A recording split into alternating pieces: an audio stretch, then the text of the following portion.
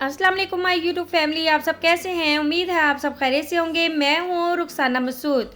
तो फ्रेंड्स, सबसे पहले बहुत बहुत शुक्रिया उन फ्रेंड्स का जिन्होंने मेरी इस वीडियो को बहुत ज़्यादा पसंद किया और कुछ उन्होंने क्वेश्चन किए हैं जिसके मैं जो है वो आंसर दूंगी इंशाल्लाह ताला, और इसे क्लियर करूंगी कि किस तरीके से आपने यूज़ करना है। और अगर आपकी बहुत ज़्यादा स्किन ड्राई होती है या फिर ऑयली स्किन है तो बहुत ज़्यादा ऐसे क्वेश्चन मेरे पास आ रहे थे, तो मैंने कहा क्यों ना मैं इसका सेकंड पार्ट भी बनाऊं वीडियो का, ताकि आप उसमें से जो भी यानी कि अगर आप क्वेश्चन मुझसे पूछते हो तो मैं आपको बता सकूं।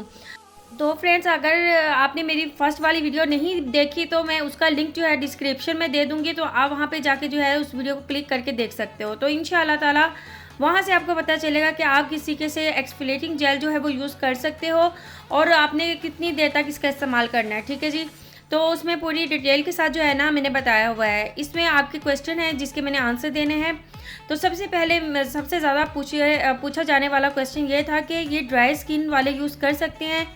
जी हाँ, ये ड्राई स्किन वाले यूज़ कर सकते हैं, लेकिन इसके बाद आपको मॉइस्चराइज़र लगाना पड़ेगा। जिनकी स्किन बहुत ज़्यादा ड्राई होती है ऑलरेडी पहले से ही, तो वो क्या करें कि इसको आप यूज़ करें। यूज़ करने के बाद आप लाजम मॉइस्चराइज़र अच्छा सा कोई होना चाहिए, तो वो आप यूज़ कर लें। ठीक है, उससे ये होगा कि आपकी स्किन ज़्यादा ड्राई नहीं होगी और उसके बाद आपकी स्किन जो है ना इंशाल्लाह ताला मॉइस्चराइज़र भी रहेगी और नीट एंड क्लीन भी रहेगी। उसके बाद दूसरा क्वेश्चन जो मुझसे पूछा जा रहा था कि ये एक्नी वाली स्किन वाले यूज़ कर सकते हैं। जी हाँ, यूज़ कर सकते हैं। एक्नी वाली स्किन पे भी आप यूज़ कर सकते हैं, क्योंकि ये जो जेल है ये एक्सफोलिएटिंग है, जो आपकी स्किन को एक्सफोलिएट करता है, यानी कि ये आपकी स्किन को जो है वो स्क्रब भी करता है। इसमें जो इसके यानी कि छोटे छोटे पार्ट्स होते हैं ना, वो इतने सॉफ्ट होते हैं कि वो बिल्कुल भी आपकी स्किन को जो है ना वो ख़राब नहीं करता, ना ही वो डैमेज करता है। ठीक है जी। तो ये कर सकते हैं जिनकी स्किन पे एक्नी है। उसके बाद ये ऑयली स्किन वाले जो है ना, यानी कि थर्ड जो सवाल था कि ऑयली स्किन वाले इसका यूज़ करते हैं तो उसका कैसा रिज़ल्ट आता है। तो मैं यही कहूँगी कि ऑयली स्किन वालों के लिए ये बेस्ट है। ये एक्सफोलिएटिंग जेल बहुत ही ज़बरदस्त है, जो आपकी स्किन से जो ऑयल है ना उसको इंशाल्लाह ये कंट्रोल करेगा और आपकी स्किन को नीट एंड क्लीन करेगा। बाकी ये ओपन पोर्स के लिए बहुत ही ज़बरदस्त है। अगर आपकी स्किन पे ओपन पोर्स हो जाते हैं, वो बहुत ही अजीब स्किन लग रही होती है और बहुत ज़्यादा, क्योंकि आपकी स्किन जब आप ज़्यादा देर तक अपनी फेस पे कुछ नहीं लगाते, कुछ भी यानी कि स्क्रब नहीं करते या क्लींजिंग नहीं करते, तो आपकी फेस पे एक डेड स्किन जो होती है ना वो उसकी लेयर बन जाती है।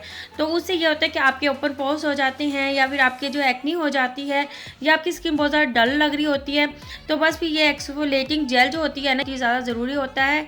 और जितना हो सके आप अपने यानी कि मंथ में एक बार फेशियल ज़रूर करवाया करें। नहीं करवा सकते तो क्लींजिंग एंड स्क्रब जो है वो घर में लेके रखें, तो वो ज़रूर आप यूज़ किया करें। उससे ये है कि आपकी स्किन जो है वो फ्रेश लगती है। और घर के बने हुए मास्क जो है वो यूज़ किया करें, उससे आपकी स्किन जो है वो नीट हो जाती है।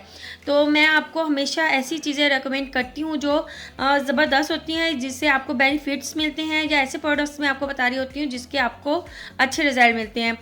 तो मुझे इस चीज़ की बड़ी खुशी होती है जब आप उसका रिज़ल्ट बता रहे होते हो और कह रहे होते हो कि वाकई में इसके कैसे रिज़ल्ट हैं, और आप मुझसे पूछते हो, क्योंकि हमारा काम है कि आपके लिए जो है ना आसानियाँ लेके आना और आपको हर चीज़ की इन्फॉर्मेशन देना। इंशाल्लाह नेक्स्ट जो आने वाले दिन होंगे उसमें मैं जो आपको यानी कि कम रेंज में आप जो है वो लेके आ सकते हो, बहुत ही कम प्राइस होंगे उसके, और उसके आपको बेनिफिट भी अच्छे मिलेंगे। उम्मीद है आज के आपके जो क्वेश्चन मेरे पास थे और उसके मैंने आपको आंसर दिए हैं। और अगर आप और भी कुछ पूछना चाहते हो तो आप वीडियो के नीचे जो है वो कमेंट करके मुझसे ज़रूर पूछ सकते हो। चलिए फ्रेंड्स, अब अपनी बहन को इजाज़त दें। अब मैं इजाज़त चाहती हूँ। ओके, अल्लाह हाफिज़।